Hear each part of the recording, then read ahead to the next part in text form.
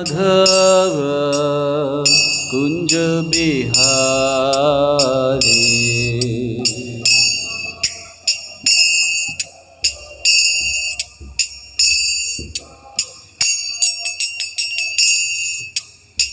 गोपीजन वल्लभ गिरिवरधारी।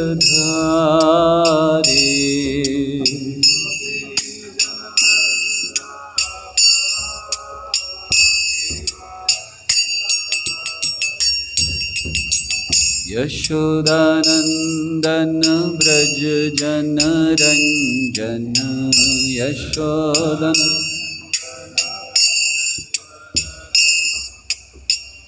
यशोदानंदन ब्रज जन रंजन।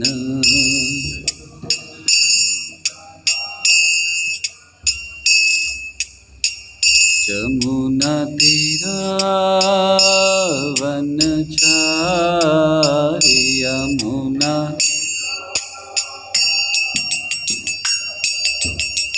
जमुना तीरा वनचारी।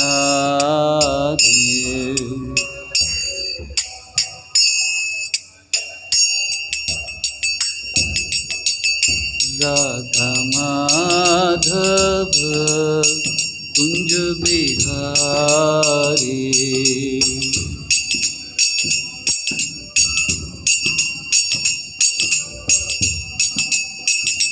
जय राधा माधव कुंज बिहारी।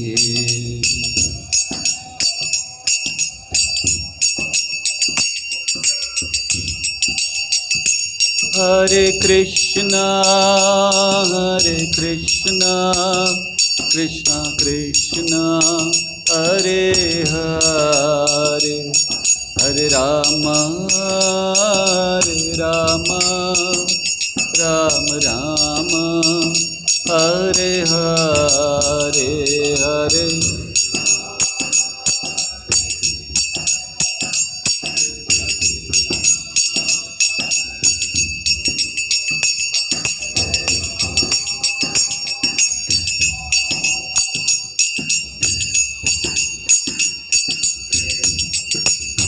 हरे कृष्णा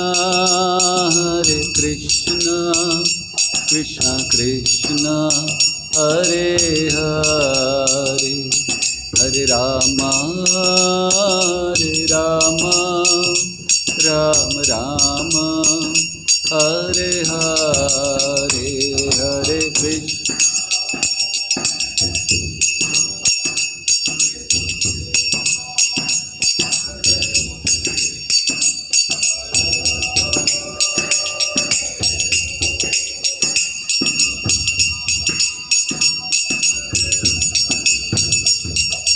हरे कृष्णा कृष्ण कृष्ण हरे हरे। हरे राम राम राम हरे हरे।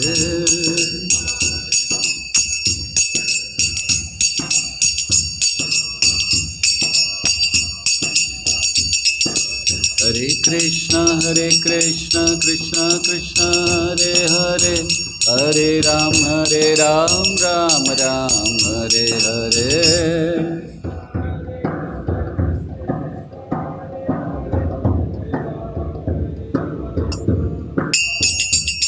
हरे कृष्णा कृष्णा कृष्णा हरे हरे। हरे राम राम राम हरे हरे हरे।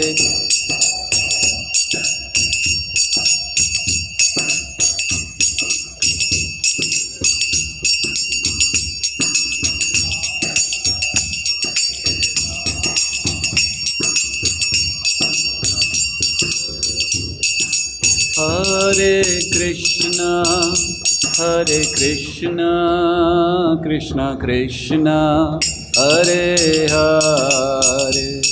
हरे Ram Ram Ram Hare Hare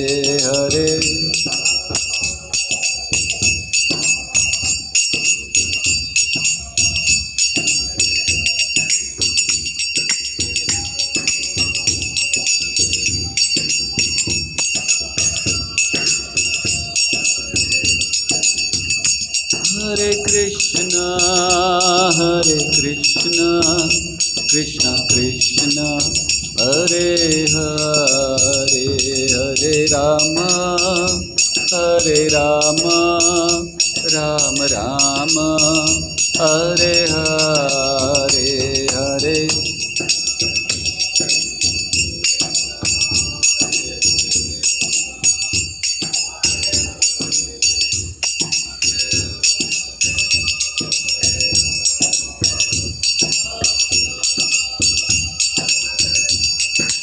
Jaya Radha Govind Radha Govind Radhe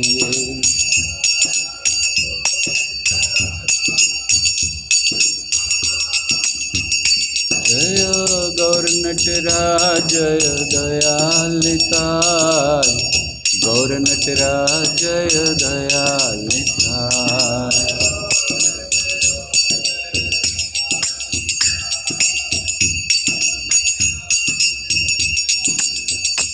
Jaya Jaya Prabhupada Prabhupada Prabhupada Prabhupada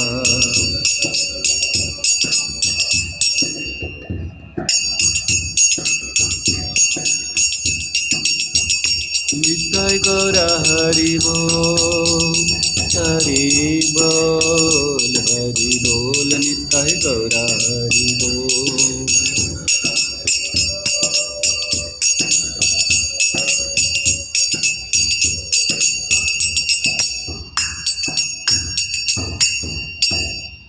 जय ओम विष्णुपाद परमहंस परिव्राजकाचार्य अश्लोतर शच्य श्रीमद्भय चरणारविंद भक्ति वेदांत स्वामी शिल प्रभुपाद की ISKCON BBD founder Acharya Srila Prabhupada ki all glories to assemble devotees, all glories to assemble devotees, all glories to assemble devotees, all glories, all glories, all glories to Shri Guru and Gauranga Srila Prabhupada ki jai. Om Ajnanatimirandhasya Jnananjanashalakaya Chakshurunmilitam Yena Tasmai Shri Gurave Namaha Shri Chaitanya Manobhishtam Sthapitam Yena Bhutale Swayam Rupaha Kada Mahyam Dadati Swapadantikam Vandeham Shri Guru Shri Yuta Shri Gurun Vaishnavamscha Shri Rupam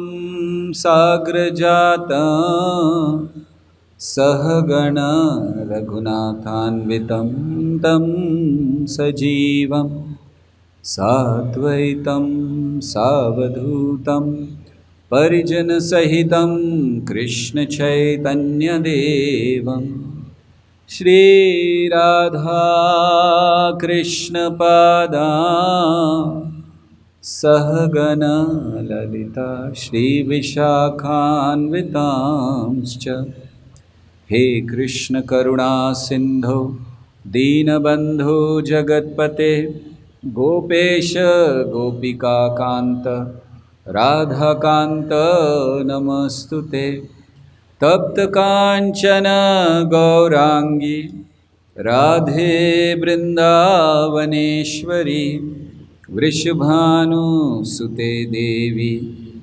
Pranamami Hari Priye Vancha Kalpatarubhyascha Kripa Sindhubhya Evacha Patitanam Pavanebhyo Vaishnavebhyo Namo Namaha Nama Om Vishnupadaya Krishna Presthaya Bhutale Shrimate Bhakti Vedanta Swami Niti Namine Namaste Saraswati Deve गौरवाणी प्रचारिणे निर्विशेष शून्यवादी पाश्चात्य देश तारिणे।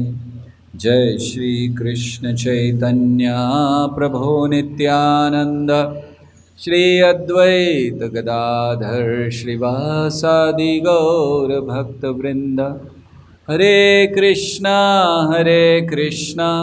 कृष्णा कृष्णा हरे हरे, हरे राम राम राम हरे हरे। हरे कृष्णा। आप सबका स्वागत है इस गोविंद चरण श्रृंखला में, जब भगवान के चरण चिन्हों की चर्चा हम लोग कर रहे हैं। और अब तक भगवान के बाएं चरण में जो चिन्ह हैं उनमें से 6 चिन्हों की चर्चा हम लोग कर चुके हैं। शंख की चर्चा हुई, अंबर की चर्चा हुई, धनुष की चर्चा हम लोग कर चुके हैं। साथ ही साथ कल हम लोगों ने चर्चा की त्रिकोण की, कुंभ की और किसकी, गोशपद। गोशपद की चर्चा हम लोगों ने की। तो ऐसे ये 6 चिन्हों की चर्चा हो चुकी है और अब आगे चिन्हों की चर्चा आज करेंगे।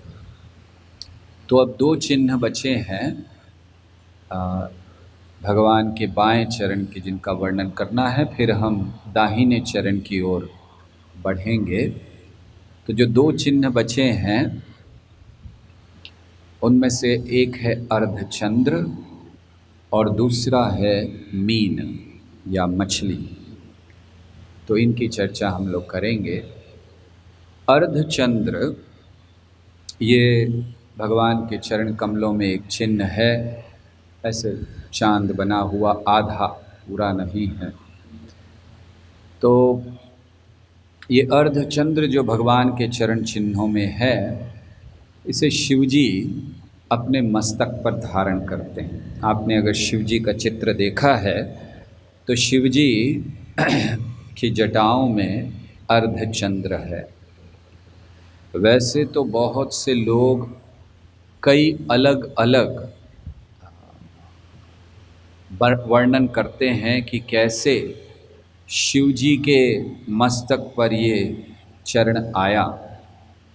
जैसे एक वर्णन किया जाता है जो बड़ा प्रसिद्ध है कि दक्ष ने चंद्रमा को श्राप दिया था।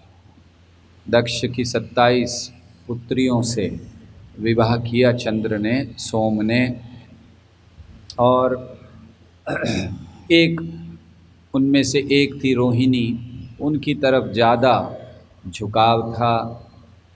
और कई बार दक्ष ने समझाया लेकिन उन्होंने सुना नहीं। तो फिर जब बाकी सारी रानियां, बाकी सारी जो उनकी पुत्रियां थी, उन्होंने फिर शिकायत की तो उन्होंने उनको दंड दिया कि आप धीरे धीरे गायब हो जाओगे। और फिर उससे बचने के लिए वो ब्रह्मा जी के पास गए और ब्रह्मा जी ने कहा शिव जी की शरण लो। तो शिव जी ने मस्तक में धारण कर लिया ताकि वो गायब ना हो, अर्थात रक्षा की। और इसीलिए शिव जी का एक नाम है सोमनाथ। सोम अर्थात चंद्रमा, और उनके जो रक्षक करने वाले, जो उनके जो स्वामी हैं, तो उनको सोमनाथ कहते हैं। तो इस प्रकार शिव जी का ये एक वर्णन किया जाता है। कुछ लोग कहते हैं नहीं नहीं, ये वर्णन ठीक नहीं है। दरअसल अगर हम ज्योतिष शास्त्र के अनुसार देखें, तारों की स्थिति को देखें, नक्षत्रों की स्थिति को देखें, तो उसके अनुसार ये जो चंद्रमा है उसमें 27 अलग अलग प्रकार के नक्षत्र होते हैं इत्यादि, उनका वर्णन करते हुए वो कहते हैं कि उसके अनुसार ये चंद्रमा आधा है। तो इसलिए शिव जी धारण करते हैं। और हमारा मानना है कि न पहला वर्णन सही हो सकता है और न दूसरा वर्णन। क्यों? क्योंकि एक ही वर्णन सही हो सकता है, और वो ये है कि शिवजी अर्धचंद्र अपने मस्तक पर इसलिए धारण करते हैं क्योंकि वो चिन्ह श्री कृष्ण के चरणों में है। इसीलिए जब मस्तक पर धारण करने की बात आई चंद्रमा को, तो उन्होंने कहा अर्धचंद्र करेंगे। क्यों? क्योंकि श्री कृष्ण के चरण में अर्धचंद्र है। तो अब श्री कृष्ण के चरणों में आधा ही चंद्रमा क्यों नहीं है? कृष्ण तो कभी कभी कृष्ण का नाम कृष्णचंद्र कहा जाता है, रामचंद्र कहा जाता है, गौरचंद्र कहा जाता है। तो ये तो चंद्रमा पूरा होना चाहिए, भगवान के चरणों में आधा क्यों है? आचार्यों ने समझाया कि भगवान के जो चरण हैं, उनकी जो नख हैं, भगवान के 10 नख, ये चंद्रमा से भी ज़्यादा प्रकाशमान हैं, सुंदर हैं। तो जब चंद्रमा भगवान के चरण कमलों का आश्रय लेने आया, तो चंद्रमा ने देखा कि 10 इतने बड़े प्रकाशमान चंद्रमा हैं, तो वो थोड़ा शर्मा गया कि मैं इनके सामने कुछ भी नहीं हूँ, इसीलिए आधा ही चंद्रमा भगवान के चरणों में रहा। तो इसीलिए शिव जी धारण कर रहे हैं उस आधे चंद्रमा को। और जो भक्त भगवान के इस चरण चिन्ह का स्मरण करते हुए भक्ति करते हैं, भगवान का नाम लेते हैं, वे लोग शिव जी की तरह भगवान के महान भक्त बन सकते हैं अगर वे चंद्रमा का स्मरण करें। चंद्रमा ये साधारणतः जुड़ा हुआ है शीतलता से।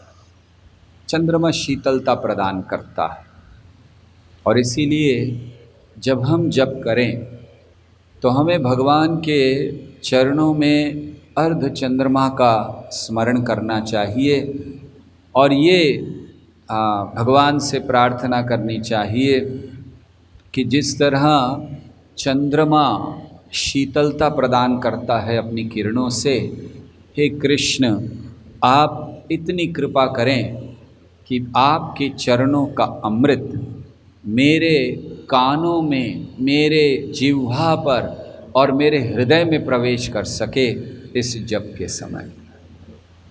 तो वो अमृत का स्वादन हम कर सकें जो अमृत भगवान के चरणों में है, और उसके द्वारा ये जो अग्नि लगी हुई है वो शीतल हो जाए, जैसे चंद्रमा शीतलता प्रदान करता है।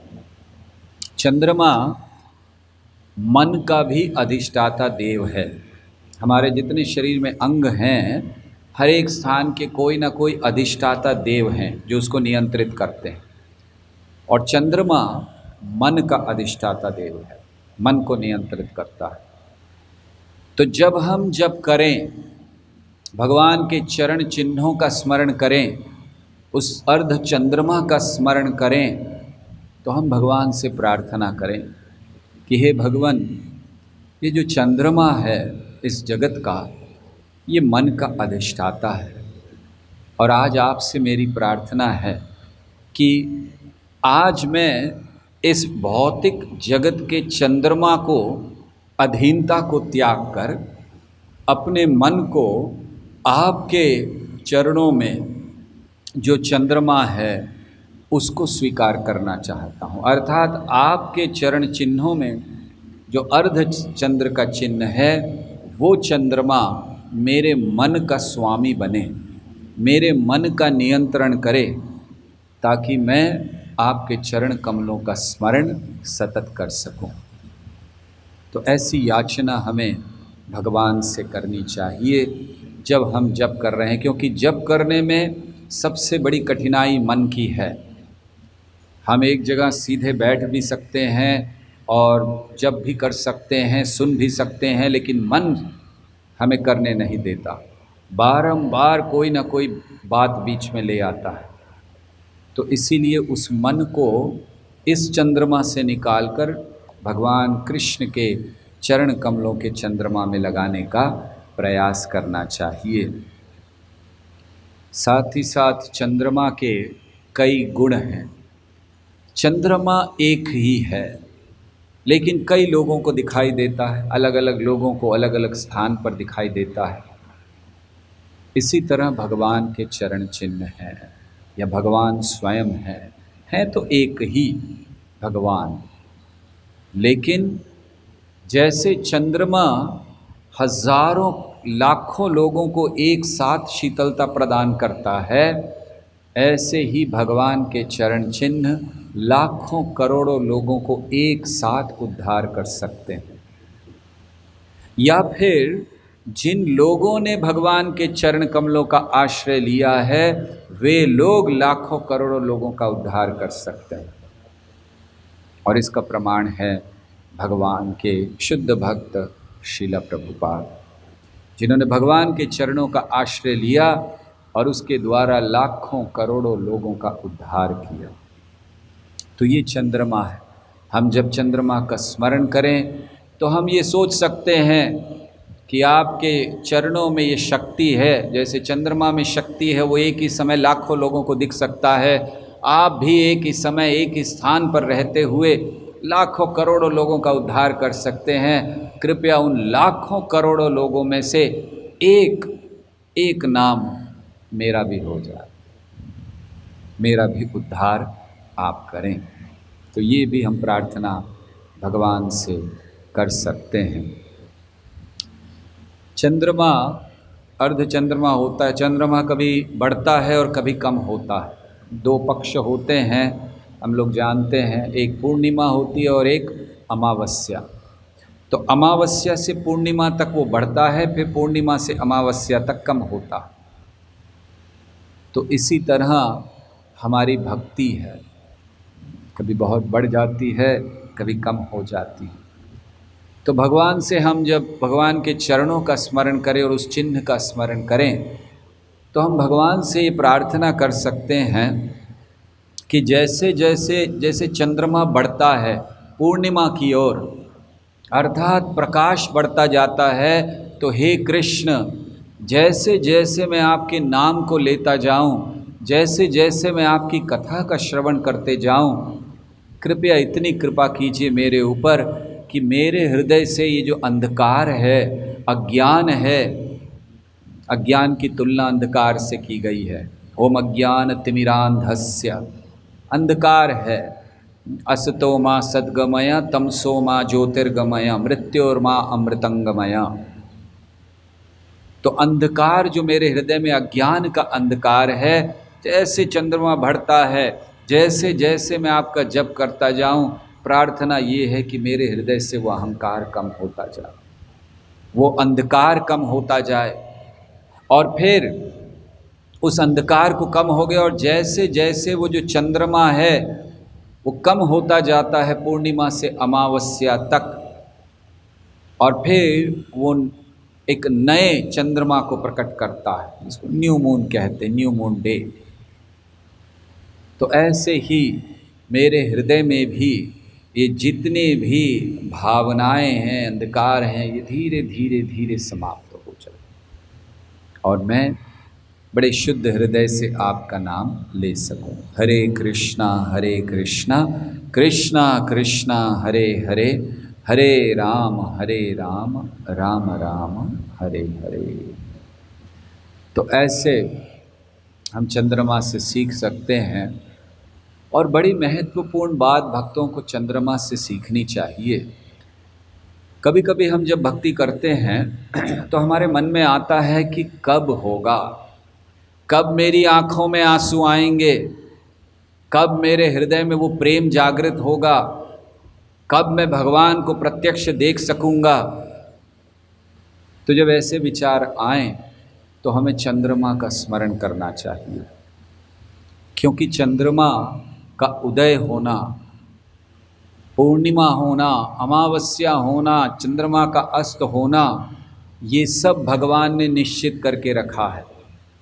आज ही नहीं, आज से 1000 साल बाद चंद्रमा किस समय उदय होगा, कितने बजकर कितने मिनट पर, यह बताया जा सकता है। भगवान ने निश्चित करके रख दिया है पहले से। और इसी तरह हमें सोचना चाहिए कि जिस दिन हमने पहली बार जपमाला उठाई, जिस दिन पहली बार कृष्ण का नाम लिया, कृष्ण ने डेट निश्चित कर दी हमारी, कृष्ण ने निश्चित कर दी है हमारी डेट धाम में आने की।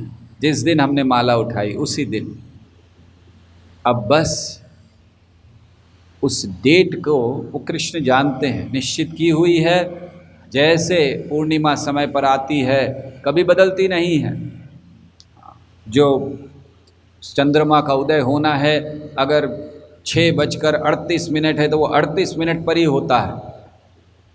इसी तरह जब भगवान ने लिख दिया है कि हमारी भी डेट, जिस दिन हमने माला उठाई भगवान ने डेट लिख दी, हम धाम में निश्चित जाएंगे, हमारा उद्धार निश्चित होगा। भक्त को चिंता ही नहीं करनी चाहिए अपने उद्धार की। और इसलिए क्या चिंता करनी चाहिए भक्त को? अगर अपने उद्धार की चिंता ना करे, अन्यों के उद्धार की चिंता करे।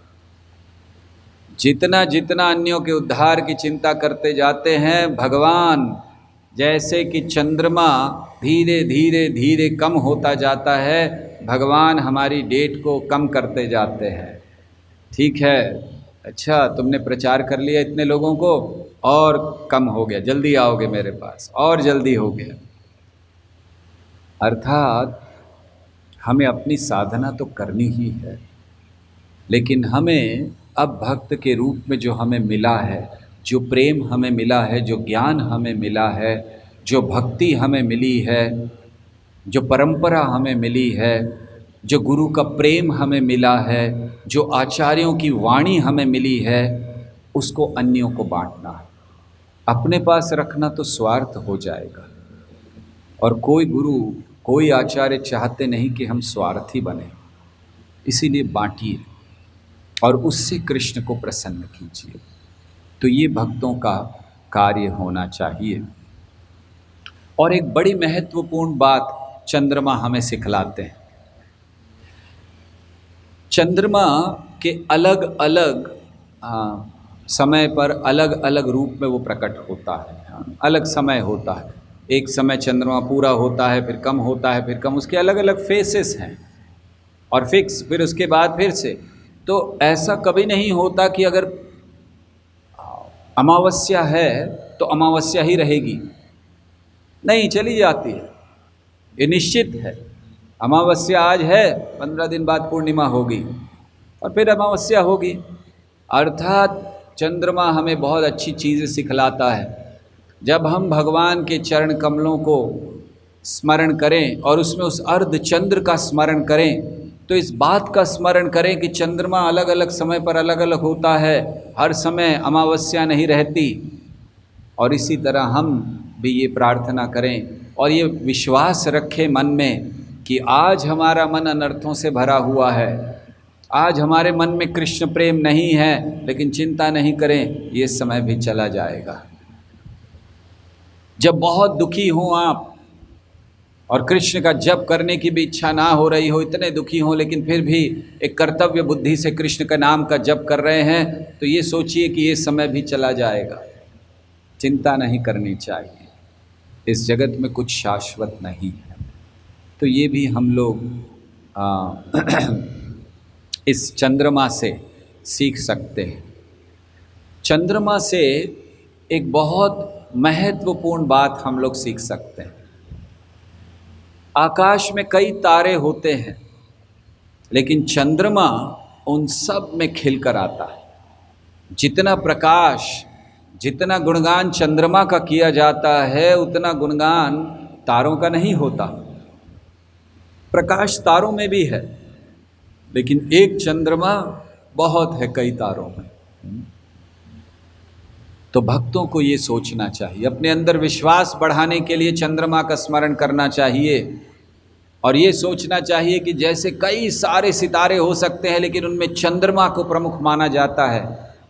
चंद्रमा श्रेष्ठ होता है, सबसे ज़्यादा वो रोशनी देता है। जय श्री शिव नटराज।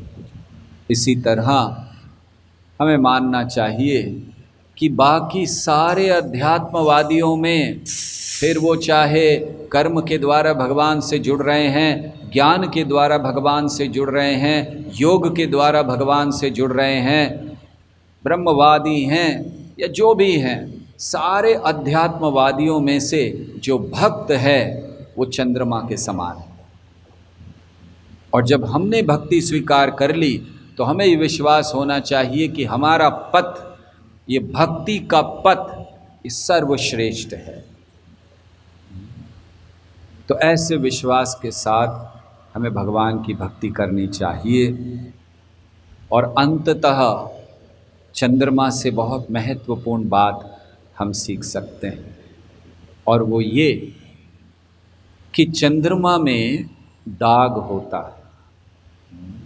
आपने देखा होगा चंद्रमा में जब देखते हैं तो उसको ध्यान से देखिए, उसमें दाग दिखाई देता है। तो चंद्रमा में दाग होता है, लेकिन फिर भी दाग होते हुए भी अन्य सभी तारों से जिनमें दाग नहीं दिखता, चंद्रमा श्रेष्ठ कहलाता है। तो क्यों श्रेष्ठ कहलाता है? क्योंकि उसके अंदर प्रकाश है, वो इतना प्रकाशमान है, शीतलता प्रदान करता है। इसी तरह हमें जप करते हुए ये सोचना चाहिए कि मेरे अंदर बहुत सारे दुर्गुण हैं, पाप से भरा हुआ हूँ, लेकिन जो श्री कृष्ण के चरण कमल हैं जिनमें वो चंद्र है, वो ये दिखलाने के लिए है कि अगर दाग है भी, पाप हैं भी, तो विश्वास रखिए कृष्ण के चरण कमलों में, कृष्ण पतित पावन हैं। श्रील प्रभुपाद एक स्थान पर लिखते हैं कि श्रील भक्ति सिद्धांत सरस्वती ठाकुर, प्रभुपाद कहते हैं हमारे गुरु महाराज श्रील भक्ति सिद्धांत सरस्वती ठाकुर ने कहा है कि जो 64 माला जप नहीं करता वो पतित है। और फिर प्रभुपाद कहते हैं इस आधार पर हम सब पतित हैं, 16 माला जप कर रहे हैं केवल। प्रभुपाद कहते हैं इस आधार पर हम सब पतित हैं, लेकिन प्रभुपाद आगे लिखते हैं हमारा विश्वास है चैतन्य महाप्रभु पर कि हम सब पतित हैं, लेकिन वो पतित पावन हैं और वो हमारा उद्धार करेंगे। तो इसी तरह हमें विश्वास होना चाहिए, भले चंद्र में दोष है, हे कृष्ण अपने मन का चंद्र अपने आप को मैं आपके समक्ष ला रहा हूँ, भले इसमें दोष है, लेकिन विश्वास है कि आप पतित पावन हैं, आप उद्धार करेंगे। तो ऐसा स्मरण हमें चंद्रमा को, अर्ध चंद्रमा को देखते हुए करना चाहिए। तो ये एक चिन्ह है। और आखिरी चिन्ह जो भगवान के बाएं चरण में है वो है मछली, मत्स्य, मीन, उसका चिन्ह है। तो मछली का चिन्ह क्या सूचक है? आज प्रयास करेंगे और 1-2 चिन्हों को कह देने का, ताकि 19 चिन्ह पूरे हो जाएं। 8 तो हम लोग कर ही लेंगे और 11 जो अब दाहिने चरण के हैं वो भी, इस पूरे सेमिनार के ख़त्म होते होते।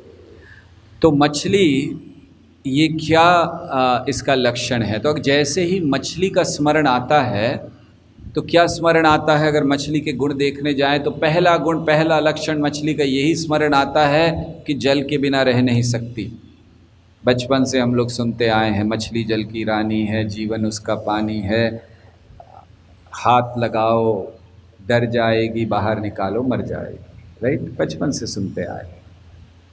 तो मछली का अर्थ है, जैसे ही सुने मछली पानी के बिना नहीं रह सकती। तो जब हम जप करें, भगवान के चरण चिन्हों में उस मछली को देखें, तो श्री कृष्ण से प्रार्थना करें कि हे कृष्ण, जिस प्रकार मछली पानी के बिना नहीं रह सकती, क्या मैं ऐसी मछली नहीं बन सकता जो आपके चरणों के अलावा, आपकी भक्ति के बिना, आपके भक्तों के बिना रह ना पाऊँ। कृपया ये भाव मेरे अंदर दीजिए। आज मैं, अगर मेरे प्रियजन चले जाते हैं तो मैं बहुत रोता हूँ कि हाय हाय मेरे प्रियजन चले गए, लेकिन अगर कोई एक भक्त इस पृथ्वी से जाता है तो मुझे कोई दुख नहीं होता, मुझे कोई प्रेम नहीं है। तो मेरा प्रेम भक्तों से हो, मेरा प्रेम आपसे हो भगवान, रह नहीं पाऊँ आपके बिना। और वैसे भी जीव की ये मूल स्थिति है। श्रील प्रभुपाद समझाया करते थे कि मछली को बाहर निकाल लो तो कभी सुखी नहीं होगी, इसी तरह जीव को भगवान से दूर रखो, कभी सुखी नहीं होंगे। तो भगवान से प्रार्थना करें कि हे कृष्ण, जिस प्रकार मछली जल के बिना नहीं रह सकती, मुझे ऐसा बना दीजिए कि मैं आपके नाम लिए बिना जी नहीं पाऊँ। जिस दिन आपका नाम नहीं लूँ उसी दिन मेरी मृत्यु हो जाए। ऐसा हो ही ना कि मैं आपका नाम लिए बिना जी रहा हूँ। प्रार्थना कीजिए भगवान से कि मेरे प्राण निकल जाएं अगर आपको एक क्षण भी भूल जाऊँ मैं। ऐसी अवस्था में रखिए मुझे। आज तो अवस्था बिल्कुल उल्टी है। कृष्ण का स्मरण कभी कभी होता है, लेकिन हे कृष्ण, आप उस स्थिति में लाइए मुझे जहाँ आपके बिना मैं रह ना पाऊँ, आपके चरणों को स्मरण किए बिना न रह पाऊँ, आपके नाम के उच्चारण के बिना न रह पाऊँ। हरे कृष्णा कृष्णा कृष्णा हरे हरे, हरे राम राम राम हरे हरे। और इस मंत्र के उच्चारण के द्वारा हे कृष्ण, मैं अपने मन को तैयार कर लूँ। एक प्रार्थना करनी चाहिए कि हे कृष्ण, मैं वो मछली बन जाऊं जो कभी पानी के बिना, आपके चरणों के बिना रह ना सके, आपके चरण में जो दिव्य जल है उसके बिना रह ना सके। लेकिन और एक प्रार्थना करनी चाहिए कि हे श्री कृष्ण, मैं अपने हृदय को एक अमृत का सागर बनाना चाहता हूँ। एक ऐसा सागर जिसमें आप अपने चरण कमल बड़ी आसानी से रख सकें। तो ये जो मछली है आपके चरण कमलों में, उसके लिए मैं एक सागर तैयार करना चाहता हूँ, एक अमृत का सागर। और वो अमृत के सागर तैयार होता है जब अमृत की वर्षा होती है, और अमृत की वर्षा होगी जब हम सतत भगवान के नाम का उच्चारण करेंगे। हरे कृष्णा कृष्णा कृष्णा हरे हरे, हरे राम राम राम हरे हरे। और न केवल आपके नाम का उच्चारण, मछली एक और स्थान पर मछली का लक्षण बताया जाता है। शास्त्रों में जब 4 प्रकार के अच्छे श्रोता का वर्णन किया जाता है कि 4 प्रकार के ऐसे श्रोता हैं जो बड़ा अच्छा सुनते हैं, तो उनमें एक आता है मीन, मछली। 4 प्रकार के श्रोता कौन हैं अच्छे सुनने वाले? तो वर्णन किया गया है कि पहला है चातक पक्षी, चातको हंसो शुक मीन। ये 4 हैं। एक है चातक, दूसरा है हंस, तीसरा है शुक और चौथे हैं मीन अर्थात मछली। तो मछली कैसे श्रवण करती है? चातक का श्रवण कैसा है? चातक के अंदर, चातक का लक्षण होता है कि वो केवल वर्षा के जल को ग्रहण करता है, वो भी स्वाति नक्षत्र में, और प्यासा मर जाएगा लेकिन जल नहीं लेगा।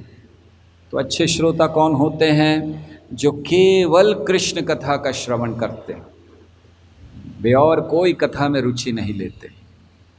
दूसरे होते हैं चातको हंसो, हंस जो अगर इधर उधर से थोड़ा कभी सुनाई भी दे जाए तो भी हंस की तरह भेद करना जानते हैं। जैसे हंस पानी और दूध को अलग कर देता है, ऐसे ही ये श्रोता होते हैं जो बहुत अच्छी तरह जानते हैं कि क्या सुनना चाहिए और क्या नहीं। कभी सुन भी लेते हैं तो उसको अलग कर देते हैं। और तीसरे अच्छे प्रकार के श्रोता बताए गए हैं शुक, शुक अर्थात तोता।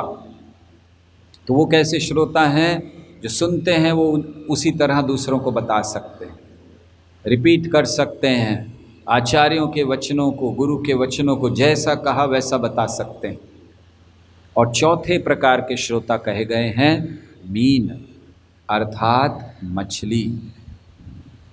वैसे 4 प्रकार के अच्छे श्रोता हैं और 4 प्रकार के बुरे श्रोता भी कहे गए हैं शास्त्रों में, लेकिन आज उनका वर्णन नहीं करेंगे।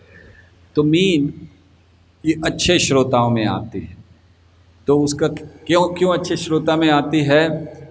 क्योंकि जैसे चातक का लक्षण बताया और शुक का लक्षण और हमने हंस का बताया। मीन का क्या लक्षण है? मीन का लक्षण है जब वो तैरती है पानी में तो केवल एक तरफ देखकर चलती है, ध्यान एकदम उसका सामने रहता है। तो चौथे प्रकार के जो श्रोता हैं कि बड़े ध्यान से श्रवण करते हैं, आंखें बंद नहीं होती उनकी, नींद नहीं आती उनको, बड़े ध्यान से श्रवण करते हैं, एक एक शब्द को बड़े ध्यान से सुनते हैं। तो हमें भगवान से प्रार्थना करनी चाहिए उस मीन का स्मरण करके कि ऐसी रुचि मेरी आपकी कथाओं में बढ़ जाए तो हे भगवान मेरे जीवन का उद्धार हो जाएगा। हमें ऐसी स्थिति में पहुंचना चाहिए कि जहाँ जैसे मछली होती है वो जब जल में तैरती है तब तक तो ठीक है, लेकिन अगर कीचड़ मिल जाए उसको, जहाँ जल भी होता है लेकिन मिट्टी से भरा हुआ, तो फिर मछली तड़पने लगती है। तो एक भक्त को ऐसे होना चाहिए मछली की तरह कि अगर कृष्ण कथा का सागर है तो बहुत अच्छा है, लेकिन अगर कहीं उसमें मिट्टी मिल गई है, कहीं उसमें अन्य कोई मिलावट आ गई है, शुद्ध परंपरा से नहीं है ज्ञान, तो फिर भक्त को संतुष्ट नहीं होना चाहिए। तो ऐसे हमें मछली ज्ञान देती है। और मछली एक बड़ा महत्वपूर्ण स्थान ग्रहण किया है मछली ने, भगवान के चरणों में तो है ही, लेकिन उसने एक स्थान ग्रहण किया है और वो है एक ध्वज, एक फ्लैग है। तो ध्वज पर है, तो कौन से ध्वज पर है? कामदेव के ध्वज पर। जो कामदेव हैं हमारे इस जगत में, जो काम वासनाओं को बढ़ाते हैं, उनके ध्वज पर है ये मछली, उनका चिन्ह है मछली, कामदेव का। और इसीलिए भगवान के चरण चिन्हों में ये मछली क्या सूचित करती है कि अगर हम इसका स्मरण करते हैं तो जो हृदय से जितनी काम वासनाएं हैं वो निकल जाएंगी, क्योंकि कामदेव का वो चिन्ह है। और वो चिन्ह जब कृष्ण के चरणों का आश्रय ले लेता है तब फिर कामदेव की कोई चाल नहीं चलती, क्योंकि कृष्ण आदि स्मर हैं, आदि कामदेव हैं कृष्ण। तो इसीलिए ये दो प्रकार के काम होते हैं, एक आदि काम जिसे आदि रस कहा जाता है, और दूसरा इस जगत का काम जो विकृत रूप ले लेता है, वासना का। तो ये वासना के जो अधिष्ठाता हैं वो इस जगत के कामदेव हैं, और जो आदि रस शुद्ध प्रेम के अधिष्ठाता हैं वो श्री कृष्ण हैं, आदि स्मर कहा जाता है उन्हें। तो मछली का स्मरण करके जप करते समय हम भगवान से, भगवान के चरण कमलों का आश्रय लेते हुए कहें कि हे भगवान, वासनाओं से भरा हुआ है हृदय, काम से भरा हुआ है हृदय, बहुत प्रयास कर लिया नहीं जा रहा है, अब बस एक ही आशा है कि जिस प्रकार ये मछली इसने आश्रय लिया है आपके चरणों में, तो जैसे उसने कामदेव को त्याग कर आपके चरणों में स्थान ले लिया, ऐसे ही बस मेरा भी मन इस भौतिक काम वासनाओं को त्याग कर आपके चरणों में शुद्ध प्रेम को प्राप्त करे।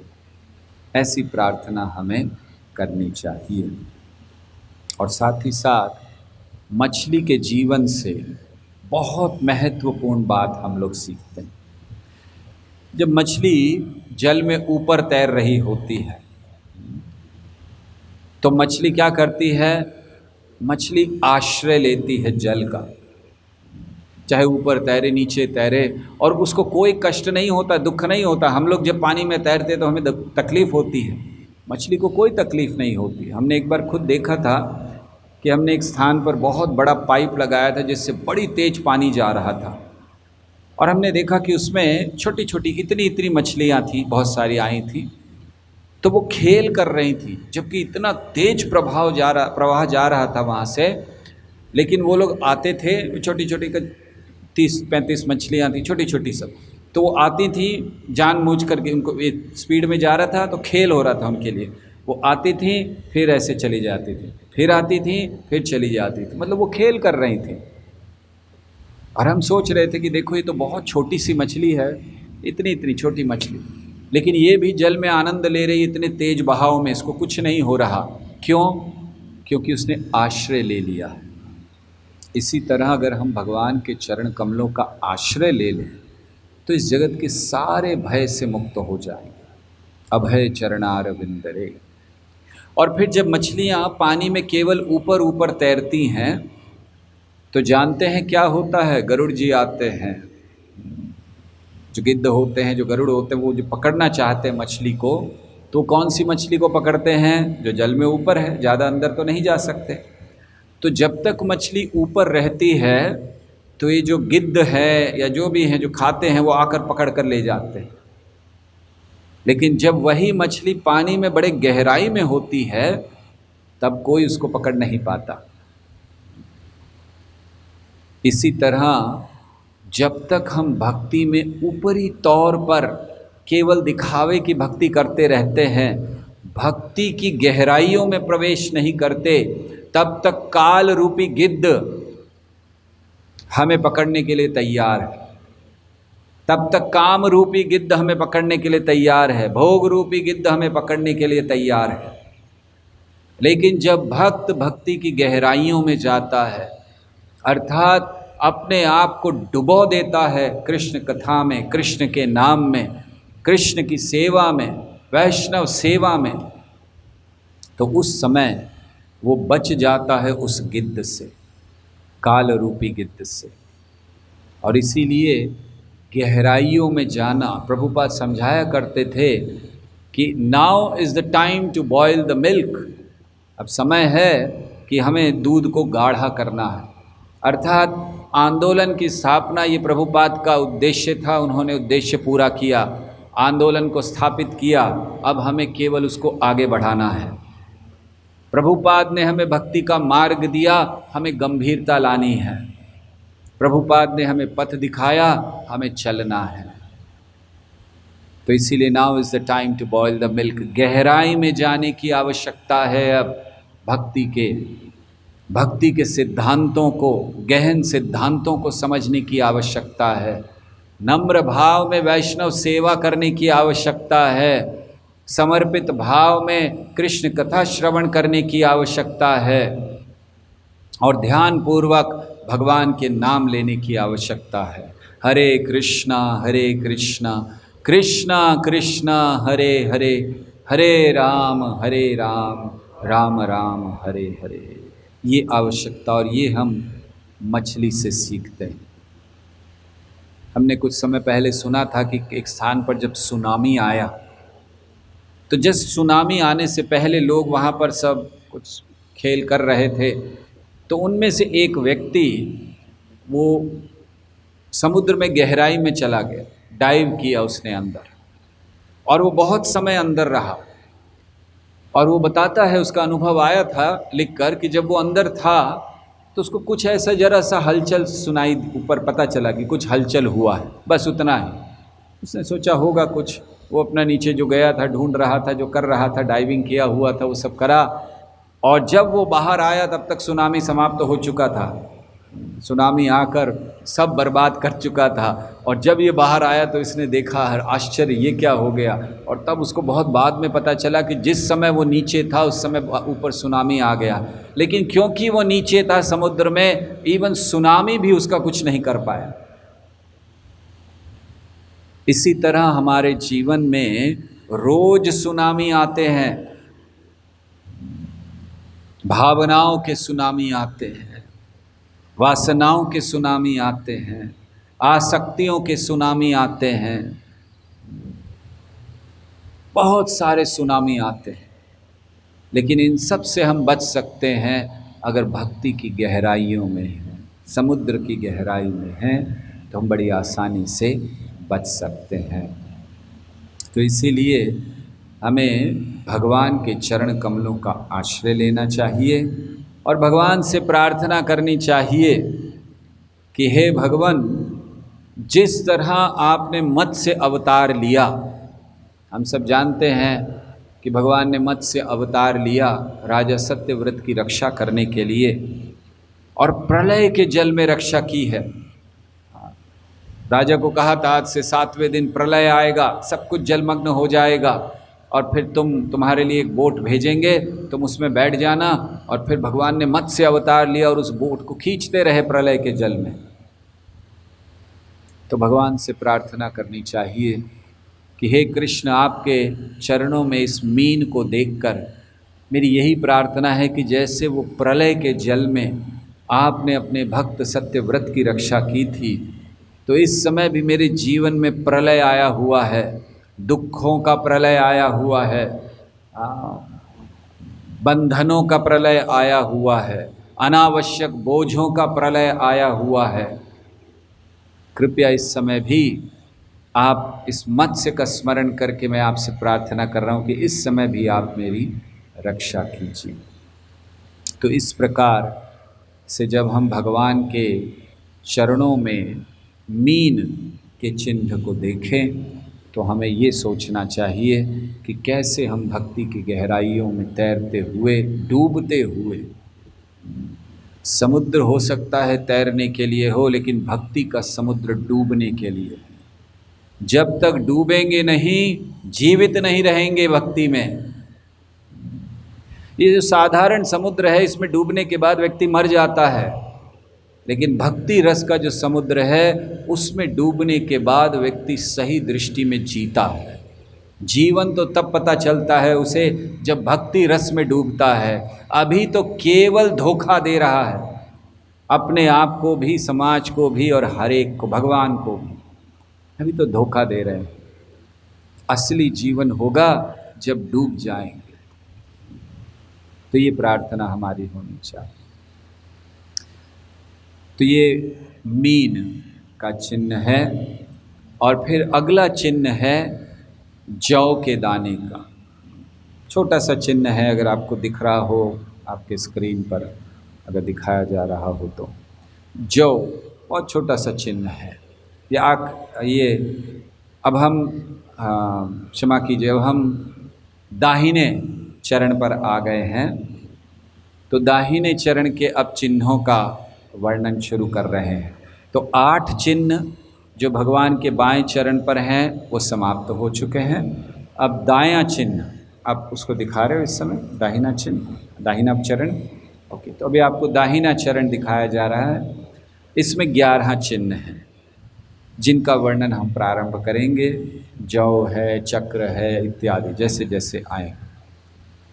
तो अब दाहिने चरण के पहला चिन्ह या 9वां चिन्ह है जौ का दाना। बस छोटा सा, इतना सा होता है जौ। तो जौ के दाना क्यों? जौ का दाना इसलिए कि जब हम इस जौ के दाने का स्मरण करें भगवान के चरणों पे, तो भगवान से प्रार्थना करें कि जौ का दाना क्या सूचित करता है कि जिस व्यक्ति ने भगवान के चरण कमलों का आश्रय लिया है, उसके जितने भी जीवन थे, हजारों, लाखों, करोड़ों जीवन जो थे, या उन जीवन में जो काम कर्म होने वाले थे, वो सब भगवान के प्रभाव से छोटे होकर एक जौ के दाने के समान हो गए। अर्थात जितने भी लाखों करोड़ों जन्म और लेने थे हमें, भगवान का चरण कमल का आश्रय लेने से सब समाप्त, तो बस इतना सा रह गया। या फिर हमारे कर्म जो ऐसे संचित कर्म थे कि पता नहीं कितने कितने लाखों करोड़ों जन्म हमें लेने पड़ते, उस संचित कर्म को भगवान ने इतना सा कर दिया जौ के दाने के लिए, क्योंकि हमने शरण ले ली भगवान के चरण कमल की। ये भगवान की शक्ति। तो इसीलिए जौ का दाना ये दिखलाता है। और हमारे कर्म बहुत हैं। संचित कर्म का अर्थ होता है कि जो हमने कई कई जन्मों से कर्मों को इकट्ठा करके रखा है, वही हमारा धन है। अहम मम अभिमान ए मात्र धन, बद्ध जीवन निज बलि जाने मने मन। भक्ति विनोद ठाकुर कहते हैं कि क्या धन इकट्ठा किया है हमने? अहम मम अभिमान ए मात्र धन, बस यही धन है हमारा।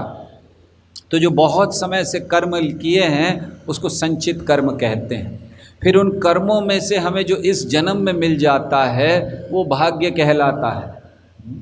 लोग कहते हैं ना कि भाग्य लिखा कर लेकर आए हैं, तो भाग्य क्या है? संचित कर्मों में से इस जन्म के लिए जो कर्म मिले हैं। और अभी बहुत बहुत कर्म पड़े हुए हैं, करोड़ों करोड़ों जन्म लेने तक के कर्म पड़े हैं। लेकिन अगर भगवान के चरणों का आश्रय ले लिया तो वो सब बड़े छोटे से एक दाने के समान हो जाते हैं। ये जो जौ है इसका उपयोग यज्ञ के लिए किया जाता है। आप सब जानते होंगे जौ के दाने का यज्ञ के लिए उपयोग होता है। क्यों होता है यज्ञ के लिए उपयोग? ऐसे कहते हैं कि जब सृष्टि की रचना हुई तो जो सबसे पहली फसल उगी वो जौ की थी, और इसीलिए जौ को महत्व दिया जाता है यज्ञ में, पूजा में इत्यादि। वैसे ये जो जौ है ये हृदय रोग के लिए बहुत अच्छा है। देखिए भगवान ने भी चुन कर रखा है दाना, गेहूं का नहीं रखा, जौ का रखा है, क्योंकि ये जो जौ है ये हृदय रोग के लिए बहुत अच्छा है। और हृदय रोग इससे बड़ी जल्दी ठीक होता है। कहा जाता है कि ये जब खून में कोलेस्ट्रॉल बहुत बढ़ जाए तो उसको कम करने के लिए इस्तेमाल किया जाता है। अर्थात एक दृष्टि से हृदय रोग का ये उपाय है। तो इस हमें भगवान को प्रार्थना करनी चाहिए कि भगवान मेरी भी हार्ट सर्जरी की आवश्यकता है, इस समय बहुत ज़रूरी है। कभी कभी ज़रूरी हो जाती है हार्ट सर्जरी, नहीं तो व्यक्ति मर जाएगा। तो भगवान को कहना चाहिए कि अब तो बस ये जौ का दाना ही मुझे बचा सकता है, वो भी वो जौ का दाना जो आपके चरण कमल में है, वही मेरे इस हृदय को अब बचा सकता है, इस हृदय रोग से मुझे। वैसे भी हम सबको हृदय रोग लगा हुआ है, इस जगत में भी एक हृदय रोग लगता है, तो वो हृदय रोग नहीं। हमारा हृदय रोग होना चाहिए कृष्ण को हृदय देना। अगर हृदय में रोग लगाना ही है तो कृष्ण प्रेम का लगाना चाहिए। तो ऐसे ये जौ है। और जौ का और एक उपयोग होता है, जौ को यज्ञ में भी इस्तेमाल किया जाता है, जौ के दाने को, और शराब बनाने में भी इस्तेमाल किया जाता है। दोनों उपयोग हैं जौ के। अब हमारे ऊपर है, हमारा जीवन इसी तरह है, हम इसे शराब बनाने में लगाएं अर्थात गलत कार्यों में लगाएं, या फिर हम इसे यज्ञ में अर्थात भगवान को समर्पित करने के लिए लगाएं, ये हमारे ऊपर है। इसीलिए जौ का दाना वहाँ पर है। तो हमें भगवान से प्रार्थना करनी चाहिए जब हम इस दाने का स्मरण कर रहे हैं कि हे कृष्ण, ये जो जौ का दाना आपके चरणों में है, मैं वो जौ का दाना बनूं जो यज्ञ में अर्पित हो सके आपको, मेरा जीवन आपको अर्पित हो सके, मेरा अस्तित्व आपको अर्पित हो सके, मेरी इच्छाएं, मेरा मन, मेरा बुद्धि, मेरा अहंकार, मैं सब आपको अर्पित कर सकूं। जैसे भक्ति विनोद ठाकुर भजन में लिखते हैं कि जो कुछ है वो सब आपको अर्पित करता हूँ, अर्पिलु तु अपदे नंद किशोर। वो क्या है, भजन क्या है? मानस देहो गेहो जे किछु मोर, अर्पिलु तु अपदे नंद किशोर। तो जो कुछ है, मेरा मन है, मेरा घर है, मेरे संपत्ति है, मेरा शरीर है, मेरा सारा अस्तित्व मैं आपको समर्पित करता हूँ। तो ये जौ के दाने का महत्व है। तो इसीलिए श्री कृष्ण के चरणों में ये जौ का दाना है। हरे कृष्णा कृष्णा कृष्णा हरे हरे, हरे राम राम राम हरे हरे।